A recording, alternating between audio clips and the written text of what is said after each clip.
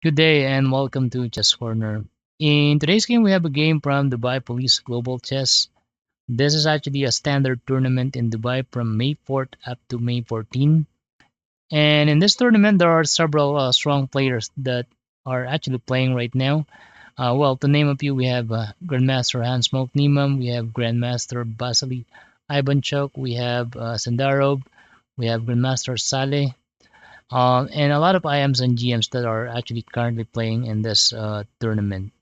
And in this particular game that we're going to look into, this is actually a game between International Master Teodora Injac against Grandmaster Hans Moke Niemann in round one. Well, let's get right into it and let's see what happened on their game. So here we have d4 by Teodora, and now we have knight to f6. We have c4, and now we have e6. After e6, we have knight f3. We have d5 and now g3. So queen's gambit decline. So we have bishop to b4. And in this position, you have several options. You can go bishop d2, knight c3, or even knight bd2. So here we have knight bd2 and now d takes c4. We have bishop to g2 and now b5. a3 was played, so kicking the bishop away, and now bounce back on e7, knight e5, so putting pressure on that rook on a8. So we have knight d5 only, an excellent move, so just blocking the bishop. So we have castle and now bishop to d7. We have a4 now, trying to liquidize this pawn here on the queen side. So we have c6 and now we have e4. Knight f6 was played and now knight g4. So challenging this knight, but in return, if you're going to capture, you're basically helping the white queen to basically develop towards the king. So here we have knight bd7 only, and now e5. Knight d5 was played, knight e4, and now we have h6. Knight e3, so still challenging this knight. At the same time, there's actually an idea to play f4 and then f5 at some point if white would like to attack. So here we have a6 and now queen g4. After queen g4, we have g6 only. Rook e1 was played, and now knight b4. So the idea behind this knight is to basically set on d3. So here we have rook d1 only, and now knight d3 still. So in this position, we have bishop d2. And now if you're gonna take a look, this looks like a pre-pawn. So if knight takes b2, we have rook db1, and then if the knight goes back on d3, imagine the rook is here. So knight takes c4 is possible if capture. So there's actually a capture here on b7. So here we have h5. After h5, we have queen to e2. Knight takes b2 still, but now the rook bd1. So knight d3. After knight d3, we have this knight takes c4, an excellent move. So we have capture, and now rook takes b7. We have rook b8 now, and now rook a b1. After rook a b1, we have rook takes b7, rook takes b7, and now we have queen to c8. So attacking this rook in this position, so we have rook b1 only, and now we have castle. Bishop h6 was played, so threatening the rook.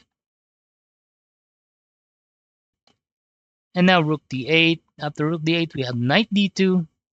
Not the best continuation here. The best move here is to go queen c2 if you want to basically attack this pawn. Even queen a2 is also playable. Or even knight d6 if you want to, exchange this knight for a bishop. Because right now, this dark square bishop is actually doing really good in this position. So here we have knight d2. After knight d2, we have knight f8. And now knight takes c4. If we're gonna evaluate the position now, let's take a look. So both have queens, both have rooks, both have knights. We have two minor pieces. King safety, we can say it's probably equal. When it comes to pawn structure, we have 1, 2, 3, 4, 5, 6 for white. We have 2, 4, 6. So basically, it's equal when it comes to material, king safety. However, the main difference here is probably this rook is on an open pile. However, this rook is also targeting something here on d4, so most likely it's equal in this position. So here we have rook takes d4, knight a5 was played, so now this pawn is actually attacked twice already. So knight b4, after knight b4, we have knight takes c6, knight takes c6, and now rook to c1, pinning the knight in this position. So here we have rook takes a4, and now bishop takes c6. Rook a5 was played. After rook a5, we have h4 only, and now bishop or knight d7, which is actually a blunder in this position. But let's go back a bit. What should be the best move here? Here, actually, you can go queen d2 if you want to attack both of this. But actually, in this position, Teodora actually played queen d2, which is the best move in this position still. So here we have bishop a3. After bishop a3, we have queen takes a5. But let's go back in this position. Here, the suggestion is just to go rook c2. Rook c2, we can go rook c5. I think this should be good for white. So let's say rook c2. We can go rook c5.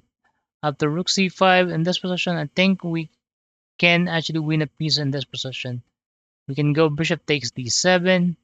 After bishop takes d7, well, here we can go queen c7, but it's actually winning already. If you're going to capture this rook, let's say, for example, in this position, I think we can just simply capture this.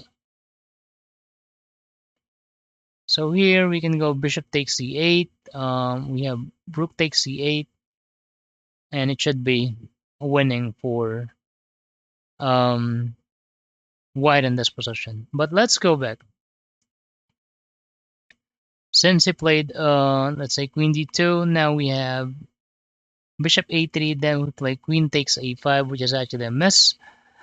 Should be winning in that position for white. But now we have bishop takes c1, bishop takes d7, queen takes d7, and now bishop takes c1. If you're going to take a look at the position, white is actually up material. We have a bishop, but in this position, we have queen d1, which is an excellent move. So basically, capturing this bishop as well. So it's going to be equal. So after queen d1, we have king g2, queen takes c1, queen takes a6, and now queen to e1. We have queen d6, and now queen e4.